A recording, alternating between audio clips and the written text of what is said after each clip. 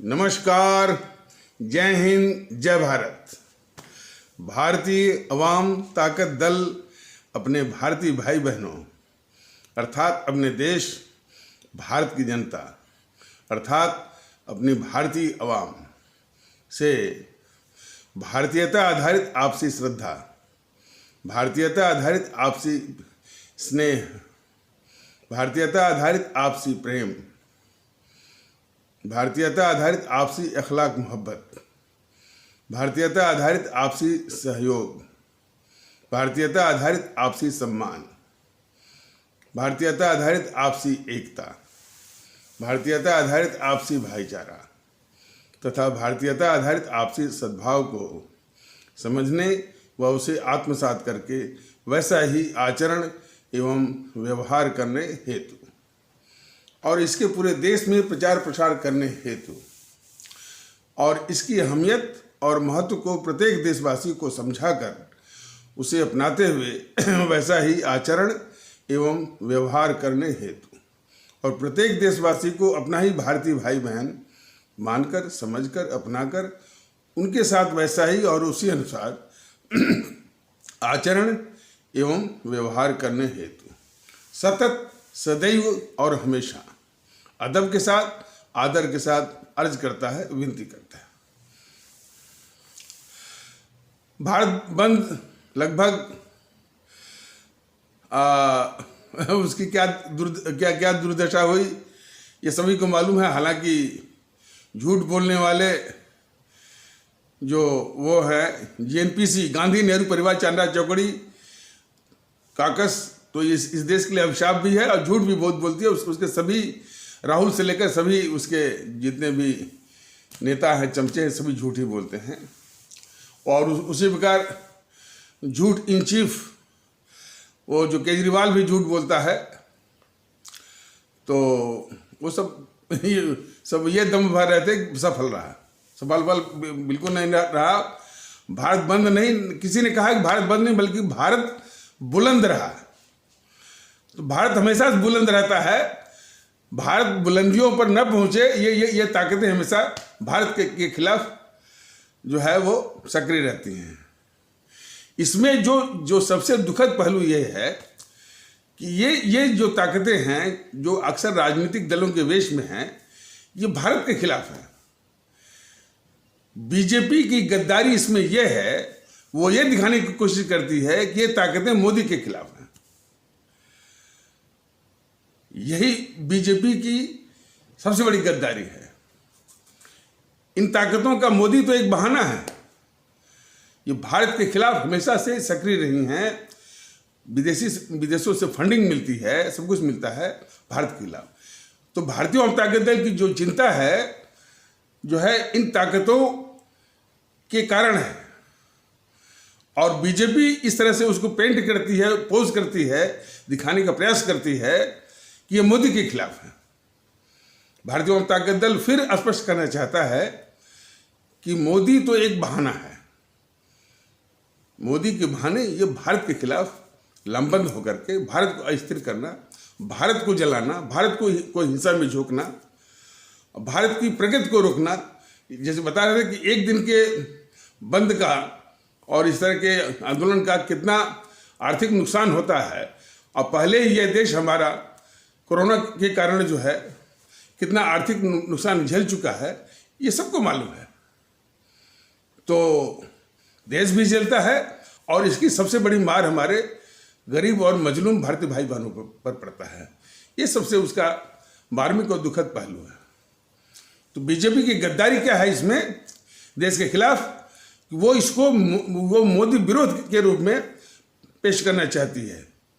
भारतीय जनता ताकत दल की चिंता है कि मोदी जो है कोई अहमियत नहीं रखते इस मुल्क के सामने। न मोदी, न नेहरू, न मोहनदास करमचंद गांधी और न इंदिरा, न राजीव, न राहुल, न सोनिया, न प्रियंका और इस प्रकार बीजेपी का कोई भी नेता और कोई भी नेता अहमियत देश की है, भारत की है। तो ये शक्तियां भारत के खिलाफ हैं। इनको ये बहाना ढूंढती है मोदी के विरोध का। तो इनके विनाश की आवश्यकता है। तो हम भारतीय भाई बहनों के लिए ये सुखद पहलू है कि भारत बंद नहीं बल्कि भारत बुलंद रहा।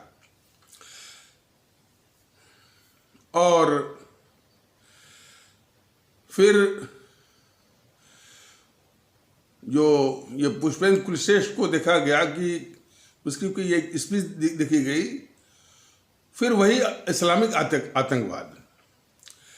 भारतीय जनता के दल ने अपने आदरणीय भारतीय भाई बहनों से कई बार इस मुद्दे को स्पष्ट किया है कि आतंकवाद हो चाहे आतंकवादी हो, वो आतंकवादी है, उसका किसी भी पंथ से लेना देना नहीं है। और ये दुष्टता, ये सातिरता जो है उन दुष्टों की है कि जो आतंकवाद करते भी हैं, आतंकवाद अपनाते भी हैं, लोगों की हत्याएं भी करते हैं, और आतंकवाद के जरिए जो है वो अपना दबदबा या किसी देश में अपना कब्जा वो जमाना चाहते हैं, पूरे दुनिया में कब्जा वो जमाना चाहते हैं। तो ये दुष्टता उनकी है। और दूसरी दुष्टता है कि इसको किसी पंथ से जोड़ने की उनकी साजिश है। तो बाकी लोग जो है उसकी साजिश में, उसके ट्रैप में, उसके जाल में न फंसें, इसकी आवश्यकता है।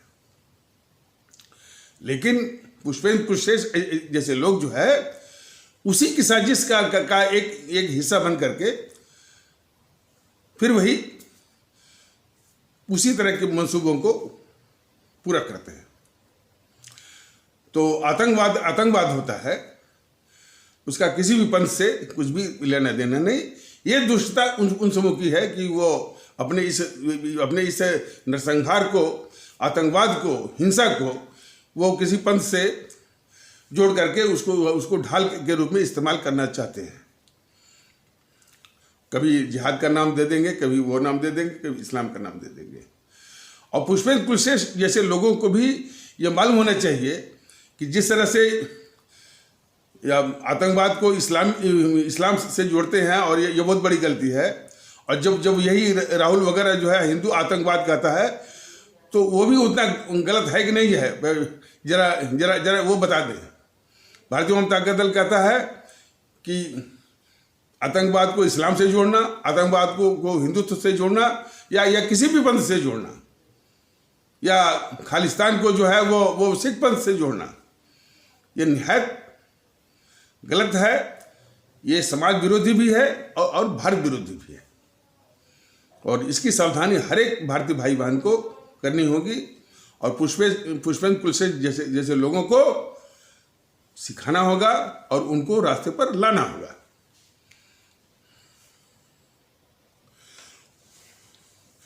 आज आइए एक महत्वपूर्ण विषय, YouTube पर देखा गया कि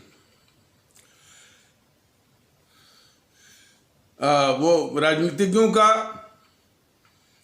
नौकरशाहों का और बड़े ऊंचे दर्जे के अपराधियों का जो एक गठजोड़ है, नेक्सस है, इस पर जो है वोहरा कमेटी की रिपोर्ट पर कोई जो आईएएस की तैयारी करवाता है वो अपना लेक्चर दे रहा था। कोई उसका नाम था डॉक्टर आदर्श कुमार कोई है सर। देखिए, वोहरा कमेटी की थोड़ी बहुत जानकारी हमारे आदरणीय भारतीय भाई बहनों में किसी को होगी। 1993 शायद 9 जुलाई 1993 के जो बम धमाके हुए थे,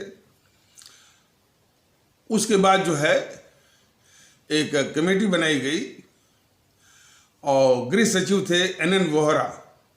ये वही वोहरा है जो कि यहाँ के जम्मू कश्मीर के राज्यपाल भी बने थे। तो NN वोहरा उसमें गृह सचिव थे, उनकी अध्यक्षता में एक कमेटी बनी और उस कमेटी में और भी सदस्य थे। वो राइट विंग एनालिसिस, ठीक है, या राइट एनालिसिस विंग जो भी है, केबी सेक्रेटरी थे, सीबीआई डायरेक्टर भी थे और लोग भी थे, उसके सदस्य थे। अध्यक्ष थे गृह सचिव NN वोहरा। और उस कमेटी ने ये ईमानदारी दिखाई, कम से कम 3 ही महीने में वो रिपोर्ट उसने वो सबमिट कर दिया, जमा कर दिया 5 अक्टूबर को ही, 5 अक्टूबर 1993 को। तो उस कमेटी में काफी महत्वपूर्ण बातें कही गई हैं, ऐसी बात नहीं है। और उसमें उस कमेटी में बताया गया है कि कैसे खास करके जो अंडरवर्ल्ड जो है डॉन, और खास करके जो जब मुंबई में जो बम धमाके हुए थे तो दाऊद इब्राहिम का जो गिरोह है और मेमन बंधुओं का जो गिरोह है उसी ने करवाया था। तो इस प्रकार से कोई उसी मौके की बात नहीं, ये बराबर जो भूमिगत तस्करों का और भूमिगत जो अपराधियों का और अपराधियों का जो गिरोह है और उसका गठजोड़ है, नेक्सस है अधिकारियों से भी और राजनेताओं से भी, नेताओं से भी। तो ये सबको मालूम था, लेकिन अब वो एक रिकॉर्डेड यानी अभिलेख के रूप में वो कमेटी ने भी उसको दे दिया था कि भाई जो भूमिगत जो वो इवन बड़े अपराधी हैं, तस्कर हैं, उनका भी, और इस प्रकार और भी जो अपराधी हैं तो उनका और नौकरशाहों का और राजनेताओं का एक गठजोड़ है। देखिए, इस विषय में भारतीय जनता दल ने पिछले किसी कथानक के माध्यम से ये बताया था कि राजनीति का अपराधीकरण या अपराध का राजनीतिकरण, या अंग्रेजी में कहा जाएगा क्रिमिनलाइजेशन ऑफ पॉलिटिक्स और पॉलिटिसाइजेशन ऑफ क्राइम की आधारशिला, नींव, बुनियाद उस गद्दार इंदिरा ने रखी थी। कब? जबकि 1980 के लोकसभा चुनाव में दुर्दांत किस्म के अपराधियों को, कौन? हरकिशन लाल भगत, सज्जन कुमार, जगदीश टाइटलर, अब तो ये भी बहुत बड़ा अपराधी है, माने ये कमलनाथ, तो कमलनाथ का नाम तो उसमें नहीं था, लेकिन ये 3 अपराधियों को इंदिरा गांधी लोकसभा में जितवा करके सदन में लाई। तभी उसने राजनीति का अपराधीकरण की उसने बुनियाद रखी। इसके पहले भी बलिया के पांडे बंधु, जिन्होंने हवाई जहाज का अपहरण किया था, उसको इसी गद्दार इंदिरा ने, देखिए जब गद्दार भारतीय जनता दल का था तो गद्दार मतलब जो देश के खिलाफ गद्दारी किया हो। बाकी और लोगों ने गद्दारी का मतलब यह है, जैसे जीएनपीसी की गद्दारी का मतलब है कि जो उसके परिवार से गद्दारी करे, माने जो उसके परिवार से वफादारी करे, चमचागिरी करे, वो देशभक्त है। और जो चमचागिरी और वफादारी न निभाए, जेएनपीसी मतलब गांधी नेहरू परिवार चंद्र चौकड़ी काकस से जो वफादारी न करे वो गद्दार है। धार्मिक आधार पर भी जो उनके जो पांथिक कुनबे हैं उसे जो वफादारी करे तो वो माने वो भक्त है या देशभक्त भी कह देंगे उसको।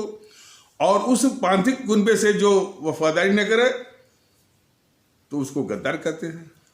तमाम टीवी चैनलों पर सब बोला करते हैं कि गद्दार गद्दार, लेकिन भारतीय जनता दल का शुद्ध रूप से कहना है जो इस मुल्क भारत के खिलाफ गद्दारी करता है वो गद्दार है। तो पूरा जेएनपीसी कुनबा ही जो है इस देश का सबसे बड़ा गद्दार है। तो उस गद्दार इंदिरा ने वो पांडे बंधुओं को, जब वो पांडे बंधु विमान का अपहरण किए थे उसको एमएलए बनवाया। तो वो वोहरा कमेटी ने बताया कि ये जो बड़े बड़े अपराधी हैं और नौकरशाह, ब्यूरोक्रेट और राजनेताओं, पॉलिटिशियंस का जो ये नेक्सस है, गठजोड़ है, यहीं तक सीमित नहीं है। इसमें मीडिया के लोग भी शामिल हैं, कुछ बौद्धिक वर्ग भी शामिल है, और यहाँ तक कि जुडिशियरी के भी कुछ लोग इसमें शामिल हैं,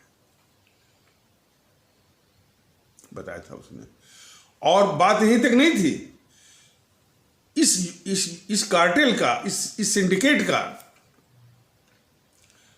इसने ये संबंध स्थापित किए हुए हैं अंतर्राष्ट्रीय अपराध जगत से भी, और कुछ अंतर्राष्ट्रीय जो खुफिया एजेंसियां हैं, जैसे CIA टाइप की या ISI टाइप की, वो भी उनसे भी गठजोड़ है, वो भी इस अपराध में मदद करती हैं।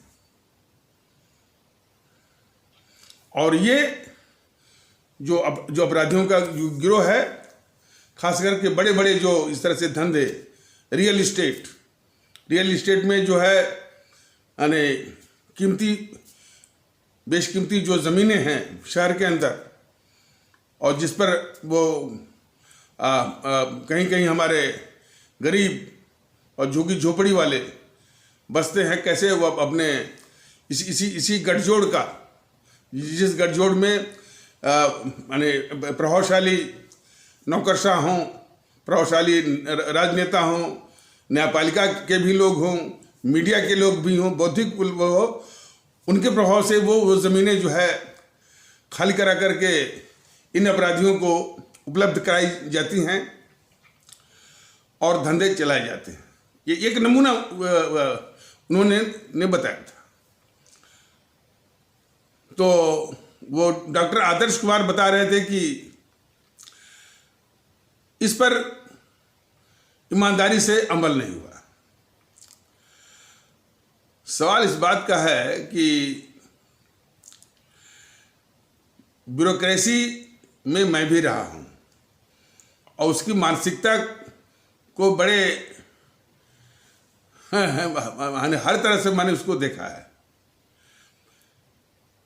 ब्यूरोक्रेसी बौद्धिक बेईमानी का सबसे बड़ा जो है उदाहरण है, बल्कि उसका एक अथाह सागर है बौद्धिक बेईमानी का। वो कभी भी किसी भी समस्या का समाधान सीधे नहीं बोलता है। खैर, इसको समझने के लिए हालांकि कोई ये उदाहरण कोई सटीक तो नहीं है, लेकिन आपको अंदाज वो जरूर देगा कि ब्यूरोक्रेट किस तरह से किसी समस्या का आपको समाधान बताता है। कभी भी बौद्धिक ईमानदारी से वो बात नहीं करता। अपवाद छोड़ दीजिए, अपवाद की बात नहीं हो रही है।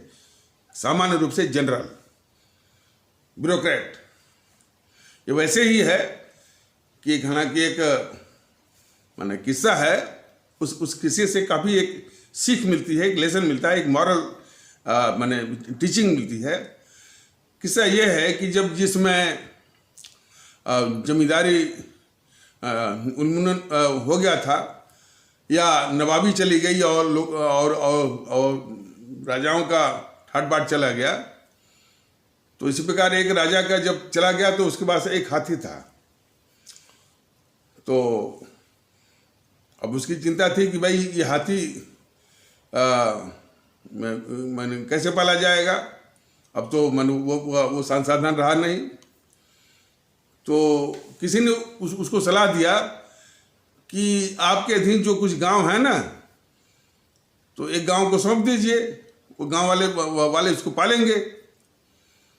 अब उसकी खोपड़ी में ये समा गया कि हाँ भाई ये इसका समाधान है।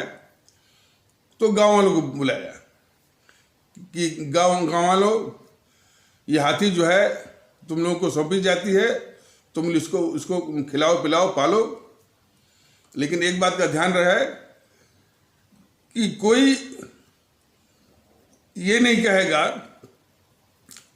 कि हाथी मर गया। जिस वक्त कोई ये कहेगा कि हाथी मर गया तो मैं उस गांव को फुकवा दूंगा। हाथी जो है, गांव वाले हाथी ले गए, चूंकि राजा का आदेश था। और जिस हाथी को राजा साहब नहीं पाल सकते थे, उसको गांव वाले कब तक पालते? थोड़ा 2-4 दिन तक वो, और हाथी का इतना विशाल भोजन वगैरह भी होता है, तो 2-4 दिन तक खिलाए पिलाए और इसके बाद वो कमजोर होकर के हाथी मर गई। तो उसके डेड बॉडी का डिस्पोजल तो एक समस्या थी ही, लेकिन उससे बड़ी समस्या ये थी कि कैसे उस राजा को बताया जाए कि हाथी मर गई। अब ये समस्या, तो पूरा गांव जो है वो सर पकड़ के बैठ गया कि भाई ये कैसे उनको बताया जाए, कैसे खबर की जाए। इसलिए खबर मिलते ही वो इस गांव को फुकवा देंगे। तो गांव वालों ने एक वो युवक था और बात करने में थोड़ा सा चतुर था, होशियार था, उसी को कहे भाई तो तुम ही जाओ और तुम ही जा करके ये खबर बताओ। तो गया, तो राजा साहब को नमस्ते किया। राजा साहब ने उसका जवाब भी नहीं दिया, उसके नमस्ते का जवाब भी नहीं दिया। बस पूछा बताओ कि वो हाथी कैसा है? तो बोला हुजूर हाथी जो है ठीक ठाक है, लेकिन कहीं वो जाता होता नहीं है। तो बोले कि क्या मतलब? हुजूर जो है वो एक ही जगह पर बैठा रहता है। तो बोला कि ये इस तरह से ये क्यों बता रहे हो, साफ साफ बताओ। क्या हुजूर वो जो है वो हाथ पांव भी नहीं वो डुलाता है। कहे कि ये घुमा घुमा करके क्या बोल रहे हो? और हुजूर वो हाथी जो है वो खाता पीता भी नहीं है। अरे क्या भाई ये क्यों? अब वो उनका राजा साहब का गुस्सा जो है वो बढ़ता जा रहा था। जैसे से बोलता कि वो हाथी वो खाता पीता भी नहीं है। क्या कि ये घुमा क्यों रहे हो, साफ साफ बताओ। हुजूर वो हाथी जो है वो सांस में हुजूर वो हाथी जो है वो सांस भी नहीं लेता है। तो उनका पारा काफी चढ़ गया राजा साहब का। तो गुस्से में बोले कि मर गया क्या? क्या हुजूर ये आप कहिए, हाथी मर गया हम नहीं कह सकते, सब हम बता देंगे, लेकिन हाथी मर गया ये आप ही कहिए। तो कुछ इसी प्रकार का भौतिक बेईमानी का ये नजारा रहता है ब्यूरोक्रेट लोगों का। कभी भी समस्या कोई भी समस्या सामाजिक हो, राष्ट्रीय हो, देश से संबंधित हो, तो पहले उस समस्या को पूरी तरह नहीं बताएंगे, और बताएंगे तो ये दूसरा समाधान भी बताएंगे तो इतना टेढ़ा मेढ़ा। ये बहुत बड़ी समस्या है इंडियन ब्यूरोक्रेसी की। भारतीय जो है वो नौकरशाही की, और लाल फीताशाही तो एक उनके साथ बिल्कुल मतलब कि इनएलाइनेबल यानी एक अविभाज्य समस्या है ही लगी हुई। तो डॉक्टर आदर्श कुमार उसी शैली में इस पर जो है ईमानदारी से अमल नहीं किया गया। डॉक्टर आदर्श कुमार ये नहीं कह रहे हैं कि भाई इस पर अमल कौन करेगा, जो खुद ही उसमें लिप्त हैं वो अमल करेंगे। अमल करने वाले ही खुद उसमें लिप्त हैं।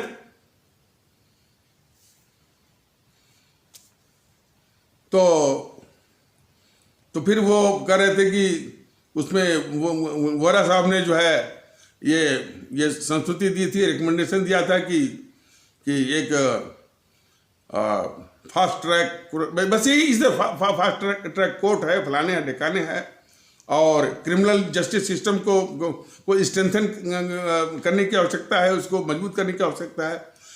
अरे जो अपराधी होता है पूरे जस्टिस सिस्टम को ही जो है वो हाईजैक कर लेता है, उसको खरीद लेता है। तो चाहे आपका क्रिमिनल जस्टिस सिस्टम हो चाहे कुछ भी हो, प्रॉब्लम यह है। लेकिन इसका समाधान क्रिमिनल जस्टिस सिस्टम को स्ट्रेंथन करने से नहीं होगा। भारतीय जनता दल इन चीज़ों के प्रति बिल्कुल सचेत रहता है, सचेत करता भी है। इसका समाधान है कि हम भारतीय भाई बहन जो अपराधियों को चुनकर सत्ता में भेजते हैं, यहां पर गलती हो रही है। इसका समाधान हम भारतीय भाई बहनों के हाथ में है। 60-70 सालों से ये बहुत बड़ा राष्ट्रीय अपराध हो रहा है कि वो सामाजिक तत्व जिनकी सामाजिक हैसियत नहीं है कि हमारे आपके सामने वो खड़ा हो सकें, कब? जबकि हम आप जागरूक हो। वो घोर जातिवादी भी है, वो घोर सांप्रदायिक भी है, वो घोर जो है भाषावादी भी है, वो घोर जो है वो प्रांतवादी भी है, घोर जो है वो क्षेत्रवादी भी है और सामूहिकवादी भी है, व्यक्तिगत महत्वाकांक्षावादी भी है और तिकड़मबाज भी है, बहुत बड़ा अपराधी भी है, बहुत बड़ा भ्रष्टाचारी भी है, दिन रात झूठ बोलने वाला भी है। लेकिन हम उसी को चुनते हैं, उसी को वोट करते हैं। क्यों? कि हम स्वयं इन सारी बुराइयों में अपना व्यक्तिगत स्वार्थ साधते हैं। तो समस्या यह है, समस्या का निदान यह है।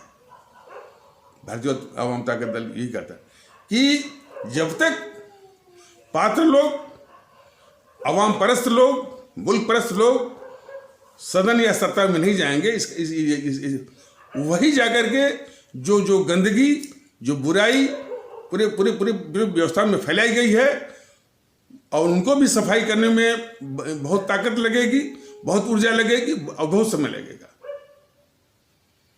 और वही मुमकिन है। ये डॉक्टर आदर्श कुमार और ब्यूरोक्रेसी के वो सुझावों से दूर नहीं होगा। ब्यूरोक्रेसी तो खुद उसमें लिप्त है, वो यानी इसी बुराई में वो फायदा उठा रही है। तो वो समाधान क्या देगी वो? देखिए, जब कहा जाता है तो पूरी ब्यूरोक्रेसी इसमें नहीं है, लेकिन कुछ अपवाद होंगे, लेकिन अपवादों से यानी कोई बात नहीं बनती है। इस पर भी एक कहावत है कि one swallow does not make a summer. 2-4 अपवाद हों यानी उससे कोई फर्क नहीं पड़ता है। तो डॉक्टर आदर्श कुमार जैसे लोगों के उपदेश से बात नहीं बनती है, लेकिन कम से कम वोरा कमेटी ने और वोरा कम से कम धन्यवाद कि ब्यूरोक्रेट होते हुए भी इतनी हिम्मत दिखाई, इतनी बुद्धिमत्ता दिखाई कि इस बुराई पर कुछ प्रकाश डालने की उन्होंने हिम्मत दिखाई उन्होंने। तो अब देखिए, तो वो रिपोर्ट जो है 1993 में ही सबमिट हो गई थी, 5 अक्टूबर 1993 को। फिर कोई और घटना हुई तो सरकार ने उस रिपोर्ट का सिर्फ कुछ ही बहुत थोड़ा सा हिस्सा, हालांकि वो रिपोर्ट 100 पन्नों की थी, माने 200 पेजेस, और 100 पन्ना माने कि 100 फोलियोज, लेकिन उसमें से सिर्फ 12 पन्ने जो उसने दिखाया, बाकी 88 पन्ने को उस सरकार ने नहीं किया। ये बात ये जेएनपीसी के सामने कही जाए, वो सीधे वो बच के निकलने की कोशिश करेगी कि भैया वो नेहरू परिवार तो उसमें उसका कोई आदमी प्रधानमंत्री नहीं था, नरसिम्हा राव थे प्रधानमंत्री। लेकिन देश को समझना चाहिए कि नरसिम्हा राव चाहे कोई भी हो, पूरी टीम जेएनपीसी के गुरु के मुर्गों की तो थी। चिदम्बरम थे और सभी थे, कौन नहीं था सिवा जो है वो नरसिम्हा राव को छोड़ करके। पूरी टीम जो है जेएनपीसी की थी। तो जेएनपीसी का ही ये साजिश थी, या जेएनपीसी के गुर के मुर्गे जो की साजिश थी कि उस वोहरा कमेटी के सिर्फ 12 पन्नों को ही जो है पब्लिक या सार्वजनिक किया गया, 88 पन्नों को नहीं बताया गया। अच्छा, जिसमें सार्वजनिक किया गया उसी समय लोगों को मालूम हुआ कि भाई कोई इस तरह की रिपोर्ट भी बनी है। और उससे भी बड़ी बात कि यदि बंबई का बम धमाका 1993 वाला नहीं होता तो इस तरह की कमेटी भी नहीं बैठती। जबकि इस देश को मालूम है, कमोबेश जो है लोगों को मालूम है कि अपराधियों का, राजनेताओं का, नौकरशाहों का एक गठजोड़ है, लेकिन उसको थोड़ा सा एक रिकॉर्डेड रूप में उसने कर दिया। लेकिन प्रश्न तो यहां है कि हम जानते हुए भी वो गलती करते हैं, जानते हुए कि भाई अब जैसे बिहार का जो चुनाव है, लोगों ने जातिवाद को इस देश का अभिशाप नहीं माना, संप्रदायवाद को इस देश का अभिशाप नहीं माना। जो जेएनपीसी इस देश की सबसे बड़ी अभिशाप है, उसको भी जो है इलेक्टोरल बॉन्ड के जरिए 100 करोड़ रुपए मिले।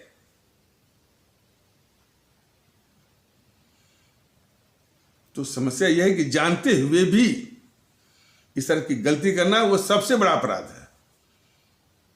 और कोई भी इस तरह से राष्ट्रीय अपराध जो है वो यह देश ही भुगतता है और देश के लोग भी भुगतते हैं।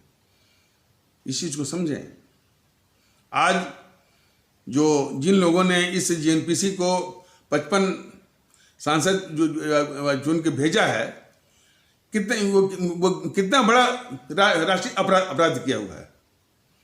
केरल के लोग 20 में से 18 सांसद जो है वो चुन के भेजे हुए हैं।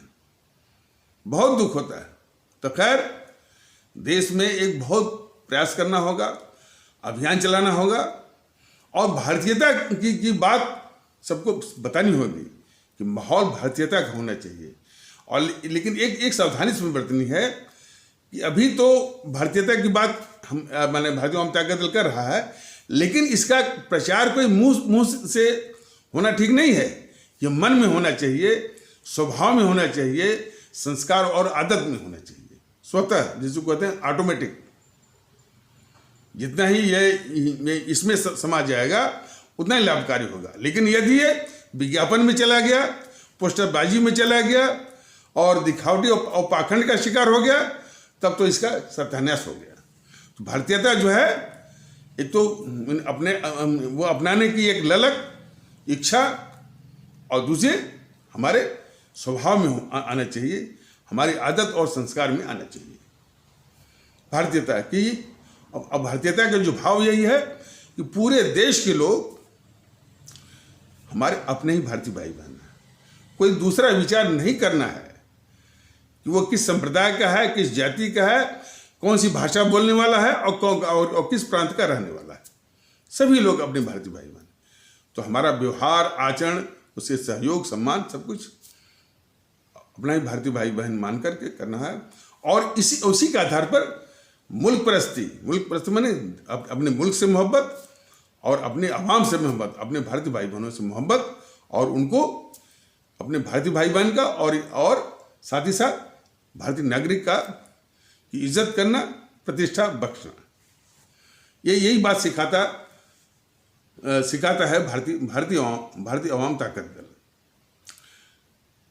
तो अब देखिए, ये जो उदाहरण पेश किया गया है कि कितनी शातिर ये जेएनपीसी है कि यही जो है राजनीति का अपराधीकरण, जिससे कि उन अपराधियों का नौकरशाहों से, राजनेताओं से गठजोड़ और खूंखार किस्म के अपराधी, वो जो भूमिगत है, अंडरवर्ल्ड, और फिर तस्करों से, अंतर्राष्ट्रीय अपराधियों से भी गठजोड़, और कुछ अंतर्राष्ट्रीय जो है खुफिया एजेंसियां भी इसको वो संरक्षण देती हैं, सहायता करती हैं, इसमें शामिल हैं।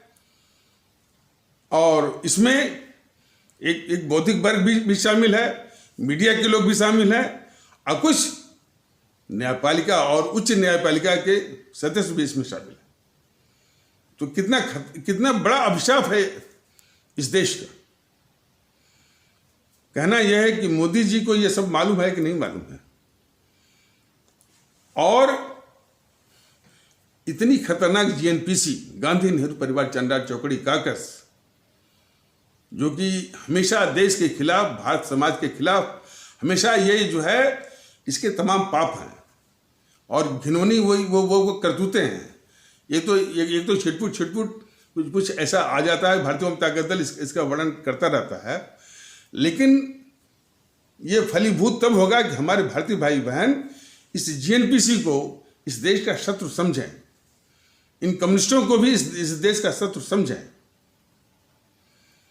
अभी भी इन कम्युनिस्टों की पैठ वो किसान जो संगठन है इसमें है, मजदूर संगठन है उसमें है, जो कर्मचारियों का जो संगठन है, जो केंद्र सरकार के कर्मचारी हैं, राज्य सरकार के कर्मचारी हैं, निगम के जो कर्मचारी हैं, जो निजी कारखानों के जो कर्मचारी हैं, इनमें भी इनकी पैठ है, इन कम्युनिस्टों की। तो हर जगह से इस अभिशाप को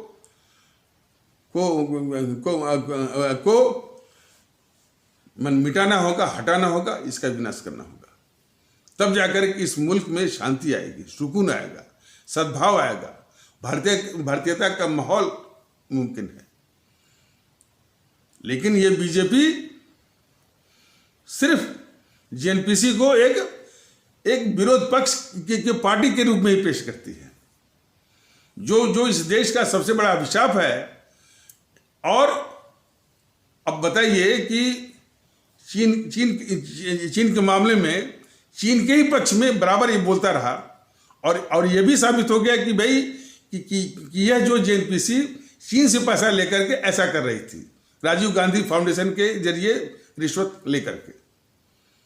तब भी यह बीजेपी उस जीएनपीसी या उसके राहुल को जो विरोध पक्ष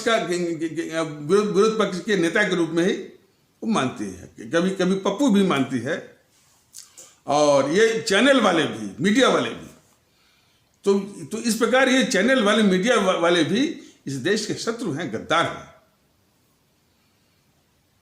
और उससे भी बड़ी गद्दारी ये बीजेपी करती है कि देश के दुश्मनों को। और बात यहीं तक नहीं है, ये दुख दर्द तो भारतीय अवाम ताकत दल को है, भारतीय अवाम ताकत दल से प्रभावित लोगों को है, और हर इस मुल्क की हिफाजत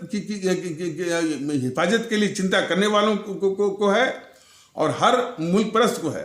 लेकिन बीजेपी उसी जीएनपीसी के नेताओं के साथ उठती है, बैठती है, उसके समारोह में भाग लेती है, गलबैयाँ करती है, और मोदी जी तो उसकी रक्षा ही करते हैं। ये गद्दारी है बीजेपी की।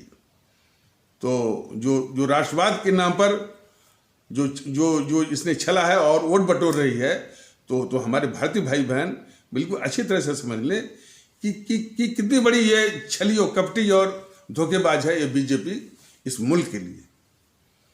जो इसको वोट मिल रहा है, सिर्फ दो कारणों से इसको वोट मिल रहा है। एक तो जनता कोई विकल्प नहीं देख रही है, कोई विकल्प उसको नजर नहीं आ रहा है। दूसरा, इसके जो सिपा सालार हैं वो ये सिखा रहे हैं, खास करके हमारे हिंदू सनातन आस्था वाले भारतीय भाई बहनों के समाज में, कि यदि हिंदुत्व की रक्षा करनी है और यदि हिंदुत्व को गजवाए हिंद और दारुल इस्लाम से रक्षा करनी है, तो बीजेपी को लाना जरूरी है। इस तरह की मानसिकता वो भर रहे हैं वो। इसलिए जरूरी है कि ये क्या रक्षा करेंगे, जो देश के दुश्मनों को पाल रहे हैं वो कभी जो है वो रक्षा करेगा। इतनी बड़ी मोदी जी के रहते हुए इतनी बड़ी हिंसा हो गई, मोदी जी के रहते हुए इतना बड़ा वो आंदोलन चल रहा है, और दिन रात जो है देश के दुश्मन जो है वो सारी माने संसाधनों पर काबिज हैं। और यही नहीं, जो ब्यूरोक्रेसी में और इवन सिक्योरिटी गार्ड तक मानसिकता है कि भाई रे भाई असली जो राजा है वो तो जो गांधी वो तो गांधी नेहरू परिवार चंदा चौकड़ी ही है। यही मानसिकता ब्यूरोक्रेसी में भी है। और जो न्यायपालिका में भी देखिए, जब इस पर विस्तार से और आगे एपिसोड में बताया जाएगा, न्यायपालिका का नाम लिया जाता है या किसी और संस्था के रूप में एज ए इंस्टीट्यूशन जो है ये बहुत ही बेहतर है। खास करके हमारे जो परम राष्ट्रभक्त और विद्वान डॉक्टर राजेंद्र प्रसाद और डॉक्टर B.R. अम्बेडकर जैसे विद्वानों ने और राष्ट्रभक्तों ने भारत का संविधान बना करके इन संस्थाओं का निर्माण किया। तो संस्था के रूप में ये बहुत ही बेहतर है और विश्व में विश्व के संस्थानों की तुलना में ये काफी उच्च कोटि के हैं। लेकिन GNPC ने इनको भी चौपट किया है अपने अपने तत्वों को इसमें भर करके। समस्या यहाँ पर है और इस पर विस्तार से आगे एपिसोड में बताया जाएगा। ये चिंता खुद सुप्रीम कोर्ट को करनी होगी कि कैसे कोर्ट फिक्सर और खुद ये सुप्रीम कोर्ट इस पर चिंता करे, हाई कोर्ट इस पर चिंता करे कि आम आदमी की याचिका जाती है, वो सालों साल वो लग जाता है, उसका नंबर नहीं आता है। लेकिन वही यदि कपिल सिब्बल वो खड़ा हो जाए, अभिषेक मनु सिंघवी खड़ा हो जाए और जो ये सलमान खुर्शीद खड़ा हो जाए, प्रशांत भूषण खड़ा हो जाए तो तुरंत आ जाता है। तो इस गंभीर समस्या पर जो है खुद सर्वोच्च न्यायालय को देखना है।